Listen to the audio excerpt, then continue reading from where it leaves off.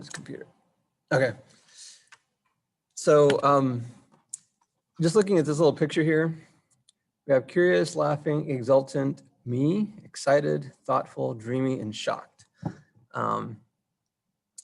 What are some commonalities that you all see in those sketches?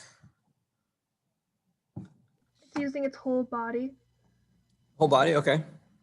They're very dynamic. Dynamic, okay, good. They have some really good gesture and like line of action. Very nice, line of action, good. A clear silhouette. Very good, silhouette. Anything else? 4 limbs, Say even it- though say they're it again? not. What was that? 4 limbs. I'm sorry, I still couldn't hear that. 4 limbs. Okay, 4 limbs, good. And you would think that's not a big deal, but that's actually one of the points I'm going to bring out.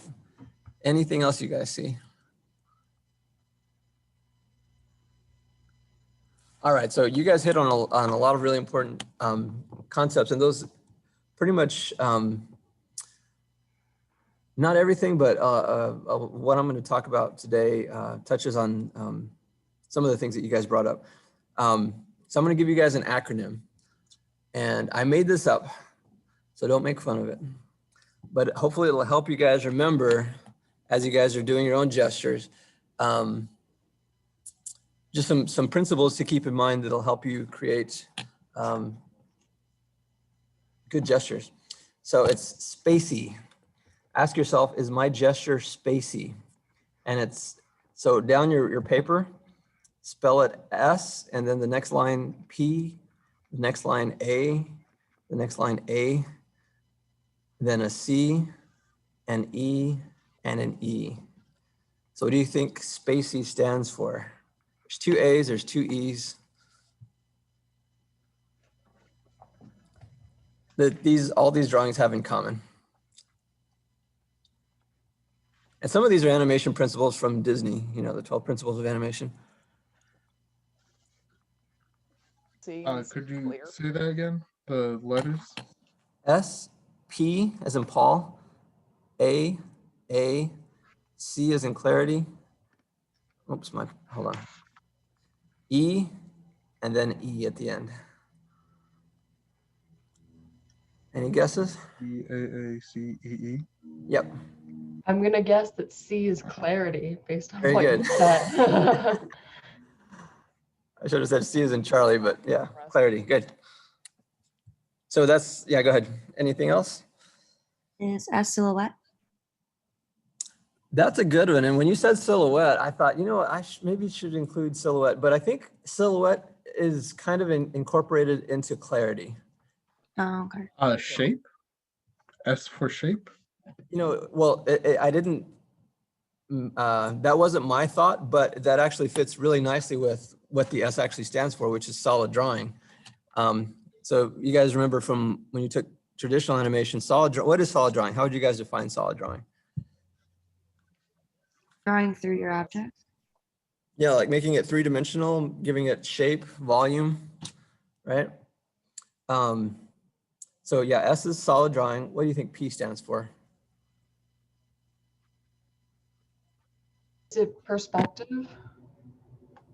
Poses? Perspective would be more in solid drawing. Poses, I guess that's kind of the same as gestures. So P stands for personality. So each one of these shows a lot of personality. What about the A's? I only had 1 A and then I realized, oh, there's another A that's really important. So Action. oh, there's another A. Oh. Maybe we should make it 3 A's. Well, so the first A, I made a appeal. What makes for an appealing drawing? It's got,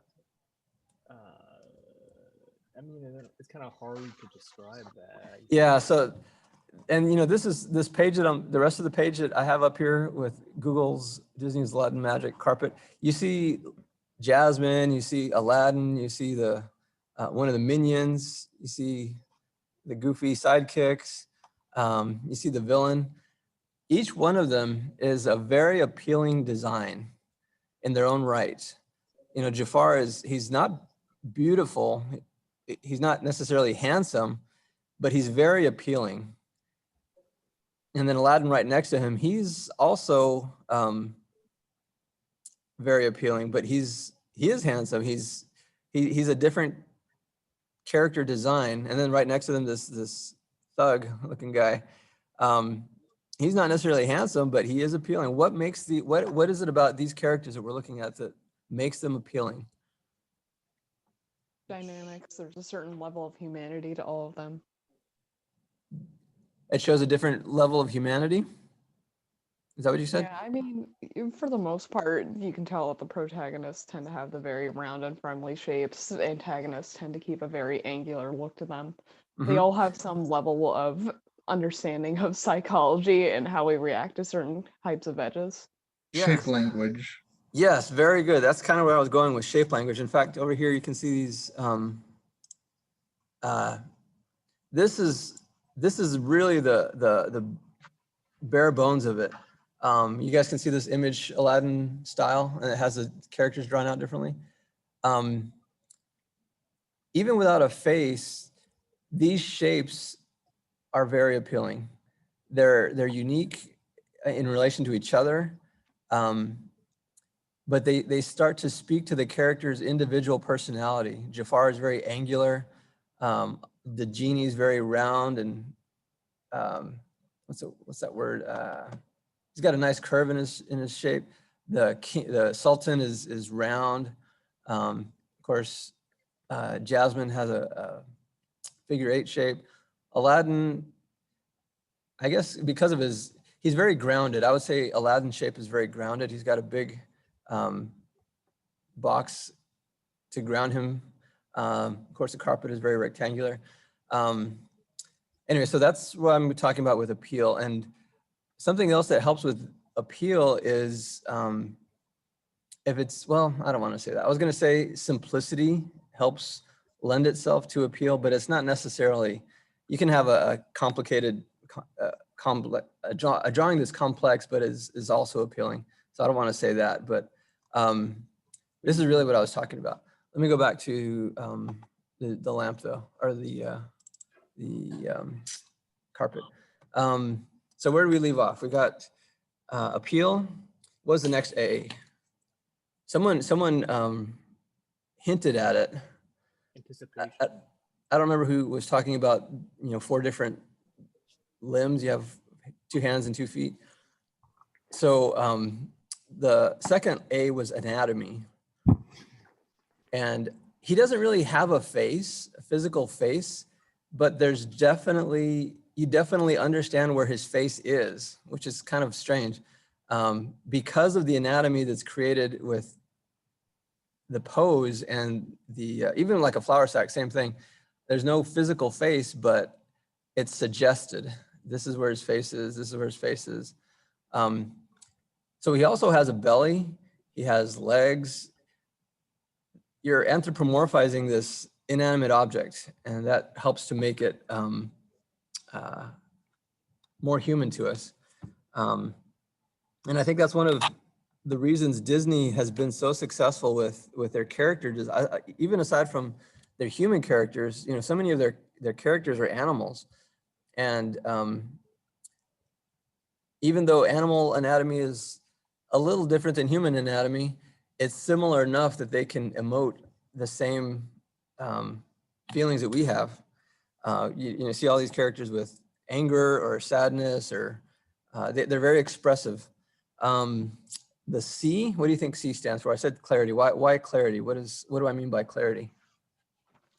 You can take it in really quickly. Like, it's very clear what all the actions are and what all the emotions are. Yeah, and some of the things that really help to make things clear is someone mentioned line of action. If the character has direction and line of action, and there's like a C curve or an S curve, that really helps to, even before you start putting all this anatomy on, if you give that character direction of their pose, you're already starting to understand, especially in context with what's before and after. in that shot or whatever. That's going to help to really solidify for your audience immediately what's happening, what that character is feeling, what they're thinking. And also clarity has to do with, I would say, simplicity. These are very simple drawings. There's other images, down here. It's the same. Here's the 3D version and the 2D or the 2D version. The texture is all complicated, but it's still the same. It's the same gesture.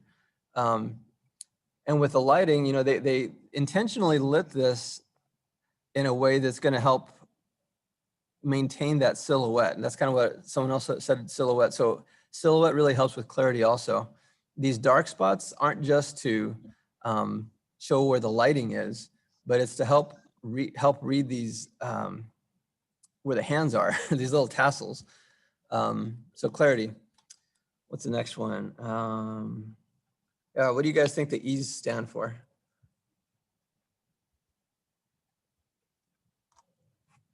Energy? Energy, that's a good one. What do you think about dreamy though? Does this look like there's a lot of energy there?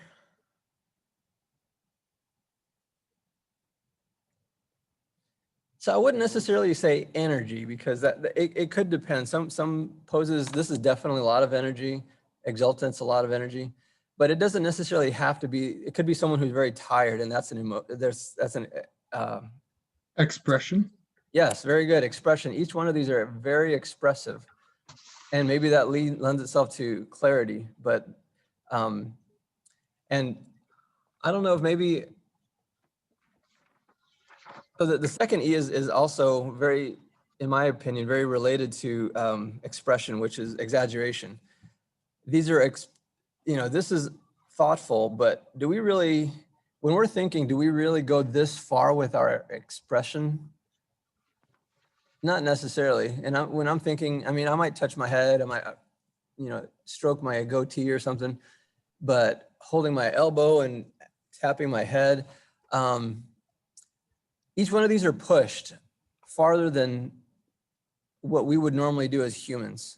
Not that we can't do these things, but they're exaggerated beyond what normal expression would be.